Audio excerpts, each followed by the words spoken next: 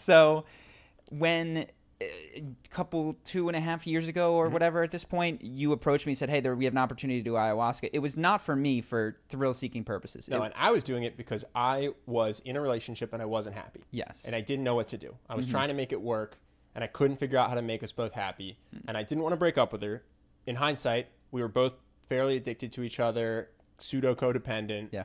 And I was like, I don't know what to do. We're not happy together. I can't imagine us apart.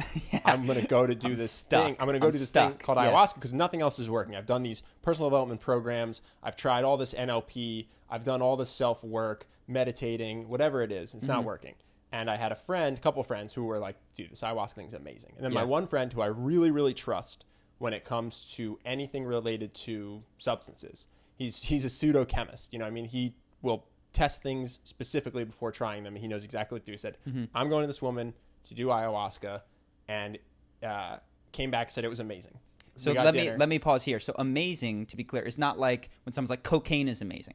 What that means when they say that is that they went out to a club and were really high energy and talked to everybody. And you know. And I went, so like I said, I went originally. So ayahuasca being amazing, I just want to pause because people still might not know what ayahuasca is. Well, I'm going to say. So I went for this therapeutic purpose. I went for this reason of better understanding myself, my relationship with my girlfriend, whether we should be together, whether we should be apart, what to do about it. And what I think that ayahuasca does, at least for me, is it gives you a very clear line of communication to your subconscious, which a lot of research has shown that's what calls the shots. So they've done studies where you think you're making a decision, but the brain scan shows that your brain made the decision 5 seconds earlier. And what your very fancy neocortex is doing is justifying the decision that your deeper brain already made. And so when I do ayahuasca, for me, it cuts through a lot of my self-deception, and it gives me a clear line of communication to see what's actually going on. So I, for the first time, could see with real eyes what I think other people might have already seen about my relationship that I was blind to. So that was my first experience. Subsequently, I've gone through, and it's unrepressed emotions. It's kind of unrepressed memories. It's really, really good. People say it's like 5 years of therapy. Yeah. So we could talk. So, and even just backtracking a little bit, it is a plant that grows in the Amazon that has been used for these sorts of rituals. So 5-MeO comes from a toad. Ayahuasca, the active ingredient, I believe, is NMDMT, and it grows in the Amazon. It's been used in these sort of rituals. It has a much longer history than 5-MeO DMT in terms of tribal usage for going to the next stage of your life and vision quests and those sorts of things. And now it's being introduced increasingly to the Western world in the last 50-ish years. So I think we're all starting from the same base. I have a similar experience to you, and I often think of people.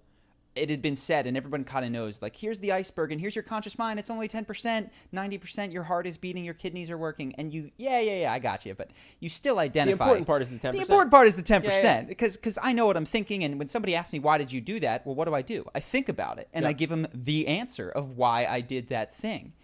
What ayahuasca does is it shows you, it's like this. Yeah, even when you're like, why do I love this person? I know why. I can list reasons. Yes. I could write a paper on it. Then you take ayahuasca and you go, oh.